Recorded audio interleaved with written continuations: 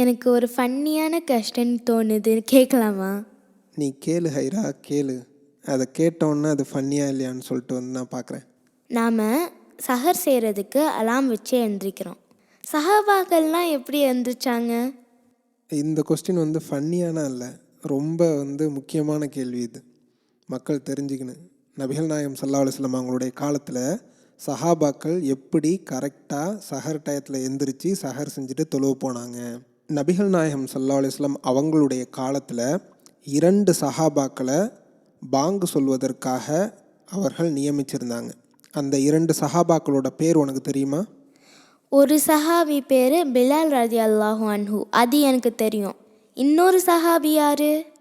அந்த இன்னொரு சஹாபி பேர் அப்துல்லாஹ் பின் உம்மி மக்தூம் ரலியல்லாஹு அன்ஹு. இந்த 2 பேரோட குரலும் மக்களுக்கு ரொம்ப பரிச்சயமாக இருந்துச்சு. இந்த 2 பேரில் யார் பாங்கு சொன்னாலும் யார் இப்போ பாங்கு சொல்கிறா அப்படிங்கிறத நபிகள் நாயகம் ஸல்லல்லாஹு அலைஹி வஸல்லம் அவங்களுடைய காலத்து மக்கள் கண்டுபிடிச்சிருவாங்க. இதை பயன்படுத்திக்கிட்டு நபிகள் நாயகம் ஸல்லல்லாஹு அலைஹி வஸல்லம் அவர்கள் ஒரு ஏற்பாட்டை செஞ்சாங்க. ரமலான் மாதத்தில் பிலால் ரலியல்லாஹு அன்ஹு அவர்களை சஹர் நேரத்துக்கு பாங்கு சொல்வதற்காக வேண்டி நியமித்தாங்க. அதே சமயம் அப்துல்லாஹ் பின் உம்மி மக்தூம் ரலியல்லாஹு அன்ஹு அவர்களை ஃபஜருடைய பாங்கை சொல்வதற்கு நியமித்தாங்க. அப்போது பிலாலுடைய பாங்கு எதற்காக? யாரெல்லாம் இரவு தொழுதுகிட்டு இருக்காங்களோ, மதீனாவில் அந்த மஸ்ஜிது நபவியில் இரவு பூரா ரமலானில் தொழுதுகிட்டு இருப்பாங்க, அவர்களை வீட்டுக்கு போய் சாப்பிட்டு வர சொல்கிறதுக்காகவும், அதே மாதிரி வீட்டில் உறங்கி கொண்டிருக்காங்களே, யாரெல்லாம் தூங்கிக்கிட்டு இருக்காங்களோ அவர்களை எழுப்புவதற்காக உண்டானது தான் பிலாலுடைய பாங்கு. இதை சொல்லிட்டு நபிகள் நாயகம் ஸல்லல்லாஹு அலைஹி வஸல்லம் அவர்கள் மக்களிடத்தில் அறிவிப்பு செஞ்சாங்க, பிலாலின் பாங்கு சஹர் செய்வதிலிருந்து உங்களை தடுக்காது.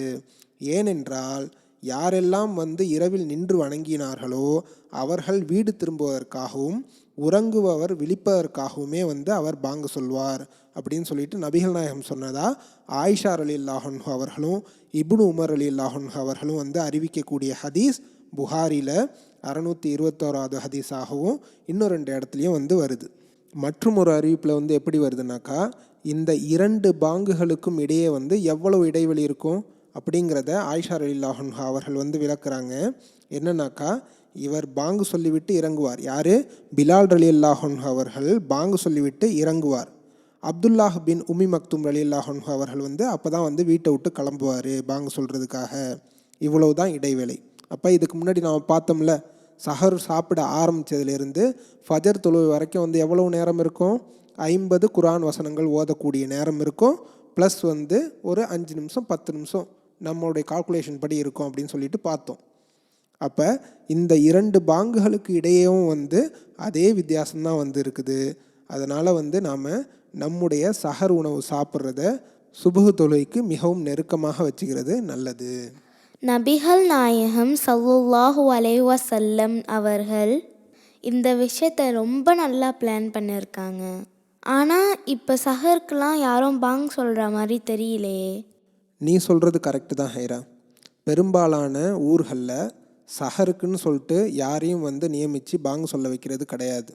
அதே சமயம் நபிகள் நாயகம் ஸல்லல்லாஹு அலைஹி வஸல்லம் அவர்கள் காட்டித்தராத அனாச்சாரமான விஷயங்கள் எல்லாம் பல ஊர்களில் பின்பற்றிட்டு இருக்காங்க. என்ன பண்ணுவாங்கன்னாக்கா, சஹர் டைம் வந்துருச்சு அப்படின்னு சொல்லிட்டு மக்களை எழுப்பி விடுறதுக்காக நாகூர் ஹனீபா பாட்டை போட்டு விட்றது. அவர்கள் 2 மணி நேரம் அந்த ஸ்பீக்கர் கத்தி ஓயும். அது மட்டும் இல்லை, நான் தங்கி படித்த திருச்சி ஜமால் முஹம்மது காலேஜ் அந்த ஹாஸ்டல்லையும் இதே வேலையை தான் பண்ணுவாங்க. நாகூர் ஹனீஃபா பாட்டு அப்படி கிளியும். நான் முஸ்லீம் மாணவர்கள்னால் அவங்க அவங்களால தூங்க முடியாது அந்த டயத்தில். இப்படி நாகூர் ஹனீஃபா பாட்டை போட்டு தான் எங்களெலாம் எழுப்பி விடுவாங்க எங்களோட காலேஜ் டயத்தில். இன்னும் சில ஊர்களில் ஊர் பக்கீர்சா அப்படின்னு சொல்லிட்டு ஒரு ஆளை வச்சு வீடு பூரா போய் தப்ஸ் அடித்து எழுப்பி விட சொல்லுவாங்க. அவர் என்னன்னா 1 மணிக்கு 2 மணிக்குனா ரொம்ப ஏர்லியாக எழுப்பி விட்டுட்டு போயிடுவார். 2 மணிக்கு 3 மணிக்குனா எழுப்பி விட்டுற அந்த மக்கள் சீக்கிரமாக சாப்பிட்டுட்டு படுத்து அவங்களுடைய ஃபஜர் தொழுகையே தொழுவாமல் தூங்கிடுவாங்க. இப்படியே பல பேருக்கு ஃபஜர் தொழுகை இல்லாமல் போயிடும். இப்படி நபிகள் நாயகம் ஸல்லல்லாஹு அலைஹி வஸல்லம் அவர்கள் கற்றுக் கொடுத்த அந்த வழிமுறையை எப்போ நாம் சரியான முறையில் பின்பற்றாமல் போகிறோமோ அப்போ இது போன்ற அனாச்சாரமான விஷயங்கள் எல்லாம் நம்முடைய வாழ்க்கையில் நுழைஞ்சிரும். இதையெல்லாம் களைஞ்சு விட்டு எந்தெந்த ஊர்களை எல்லாம் முடியுதோ அவர்கள் எல்லாம் சஹருக்கு எழுப்பக்கூடிய அந்த பாங்கை சொல்வதற்கு முயற்சிக்கணும். இப்போது நான் சஹருக்கு எழுந்திரிக்காமல் தூங்கிட்டேன். ஃபஜருக்கு பிறகு எனக்கு முழிப்பு வருது. இப்போ நான் ஏதாவது சாப்பிட்டுட்டு நோன்பு வைக்கலாமா, அல்லது சாப்பிடாம நோன்பு வச்சா கூடுமா? இது மாதிரி செய்யக்கூடிய மக்களும் வந்து ஊரில் இருக்காங்க. இதுக்கு பேர் விடி சஹர் அப்படின்னு சொல்லிட்டு வந்து ஊரில் சொல்லுவாங்க. என்னன்னாக்கா வந்து யாரெல்லாம் வந்து நோன்பு வைக்கிற அந்த டைம் இருக்குல்ல, சஹர் டைம், அதையும் விட்டுட்டு ஃபஜரையும் விட்டுட்டு தூங்கிடுறது. காலையில் ஒரு 7-8 மணிக்கு எழுந்திரிச்சு ஒரு டம்ளர் தண்ணியை குடிச்சிட்டு விடி சஹரான் அது பேர், நாங்களும் நோன்பு வைக்கிறோம் அப்படின்னு சொல்லிட்டு சொல்லுவாங்க. எப்போ அந்த ஃபஜர் டைம் வந்துச்சோ அதுக்கு ஒரு நொடிக்கு முன்னாடியே சஹர் சாப்பிடுவதற்கான நேரம் முடிந்து விட்டது. ஃபஜர் டைம் ஆரம்பித்ததுக்கப்புறம் நீங்கள் சாப்பிட்டீங்கன்னா உங்களுடைய நோன்பு ஏற்றுக்கொள்ளப்படாது. இதுதான் வந்து சட்டம். அதனால் இந்த விடி சஹரு அப்படின்னு சொல்லிட்டு நோன்பு வைக்கிறதும், அப்புறம் அரை நாள் நோன்பு வைக்கிறேன், கால் நாள் நோன்பு வைக்கிறேன், இப்படிப்பட்ட நோன்புகள் எல்லாம் வந்து அல்லாஹ்விடத்தில் ஏற்றுக்கொள்ளப்படாது. அல்லாஹ் எப்படி இந்த நோன்பை வைக்க வேண்டும் அப்படின்னு சொல்லிட்டு குரானில் கட்டளையிட்டிருக்கிறானோ அதை பின்பற்றி நடந்தால்தான் வந்து உங்களுடைய நோன்பு அல்லாஹ்விடத்தில் ஏற்றுக்கொள்ளப்படும். சில பேர் சஹர் டைமில் அதிகமாக சாப்பிடக்கூடாதுன்னு சொல்லுவாங்க. அது கரெக்டா? நோன்பு திறந்து நம்ம எவ்வளோ நாளும் சாப்பிடலாமா, இல்லை கம்மியாக தான் சாப்பிடணுமா? நோன்பு இல்லாத நேரத்தில் சாப்பிட்றோமோ இல்லையோ, குறிப்பாக இந்த ரமலான் சமயத்தில் வந்து நாம் எல்லாம் நல்ல டேஸ்ட்டாக நல்ல ஹெவியாக வந்து சாப்பிட்ற பழக்கம்லாம் இருக்குது. குறிப்பாக இந்த நோன்பு திறக்கிற டைம்லேயும் அந்த சஹர் நேரத்துக்கும் வந்து வகை வகையாக சாப்பிட்ற அந்த பழக்கம் நம்ம மக்கள்கிட்ட, பெரும்பாலான மக்கள்கிட்ட இருக்குது. அதில் எந்த ஒரு தப்புமே கிடையாது. சரியா? நபிகள் நாயகம் ஸல்லல்லாஹு அலைஹி வஸல்லம் அவர்கள் வந்து நீங்கள் சாப்பிட்றதையோ குடிக்கிறதையோ வந்து நீங்கள் சிம்பிளாக வச்சுங்க, நீங்கள் கம்மியாக சாப்பிடுங்க, டேஸ்ட் இல்லாமல் சாப்பிடுங்க அப்படின்னா சொல்லவே கிடையாது. உண்ணுங்கள் பருகுங்கள் வீண் விரயம் செய்யாதீர்கள், இதுதான் வந்து இஸ்லாத்தை பொறுத்த வரைக்கும். அதனால் நம்ம எவ்வளோ வேணாலும் சாப்பிட்லாம், எவ்வளோ டேஸ்ட்டாக வேணாலும் சாப்பிட்லாம். அதே சமயம் வந்து ஒரு விஷயத்தை மட்டும் வந்து நாம் முக்கியமாக தெரிஞ்சு வச்சுக்கணும்.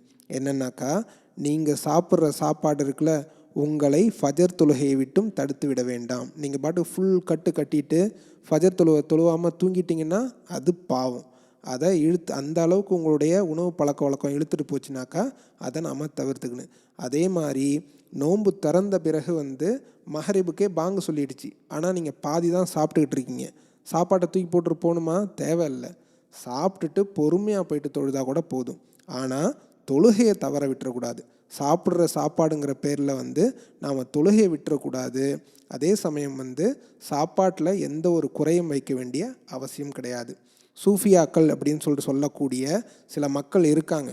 அவர்கள் என்ன சொல்லுவாங்க, நாம் நோன்பு வைக்கிறதே வந்து சாப்பாட்டை கட்டுப்படுத்துறதுக்காக தான், அந்த சமயத்துலேயும் விதவிதமாக சாப்பிட்டாக்கா வந்து எப்படி அப்படின்னு சொல்லிட்டு கேட்பாங்க. அந்த மக்களுக்கு வந்து திரும்ப வந்து போய் குரானை படிக்க சொல்லணும். ஏன்னா அல்லாஹ் வந்து குரானில் என்ன சொல்கிறான், இந்த நோன்பு உங்களுக்கு கடமையாக்கப்பட்டது வந்து இறையச்சத்தை அதிகப்படுத்துவதற்காக வேண்டி தான். மாறாக வந்து உங்களுடைய டயட் கண்ட்ரோலுக்காகனா வந்து நோன்பு நாம் வைக்கிறதில்ல. அந்த நோக்கத்தோடு நாம் வந்து நோன்பு வச்சோம்னாக்கா வந்து அது வேறு மாதிரி போயிடும். நம்முடைய நோன்பினுடைய நோக்கம் எதற்காக இருக்குன்னாக்கா, அல்லாஹ் வைக்க சொல்லியிருக்கான், நான் அல்லாஹுக்காக வைக்கிறேன். இந்த நோக்கத்திலிருந்து உங்களுடைய நியத்து மாறுமானால் உங்களுடைய நோன்பு அல்லாஹ்விடத்தில் ஏற்றுக்கொள்ளப்படாது. அதனால் நோன்புடைய நியத்து முக்கியம். நியத்தை பற்றி அடுத்த ஆடியோவில் பார்க்கலாம் இன்ஷா அல்லாஹ்.